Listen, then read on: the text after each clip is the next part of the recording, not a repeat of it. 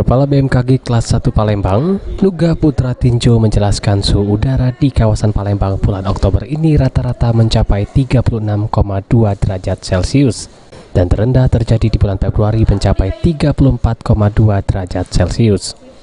Hal ini yang memicu terjadinya kebakaran di sejumlah kawasan terutama di wilayah Sumatera Selatan lantaran lahan yang kecil. Saat puncak musim kemarau, Nuga menjelaskan wilayah yang baru perlu diwaspadai dan juga sering terjadi kebakaran hutan dan lahan di antaranya Kabupaten Ogan Ilir, Kabupaten Oki, Banyuasin, dan juga Musi Banyuasin. Perkiraan awal masuk musim hujan tahun 2019 hingga 2020 Provinsi Sumatera Selatan secara umum akan masuk pada bulan Oktober di dasaran 3 tahun 2019. BMKG akan terus melakukan koordinasi dengan pihak provinsi, dalam hal ini BPBD Sumatera Selatan, guna melakukan pemantauan.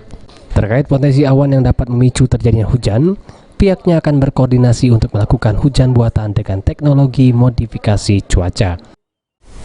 Tenaga DMC ya, nanti mungkin bisa kita dukung informasinya. Nah, jadi kami kawan-kawan sekalian, BMKG mendukung kegiatan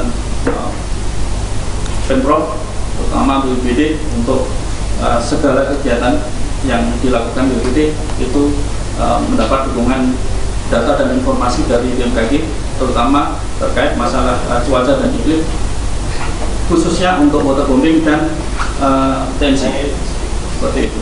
Dan mudah-mudahan prediksi kita benar, 27 Oktober sampai 30 potensi hujannya. Ade Sunandar, PAL TV.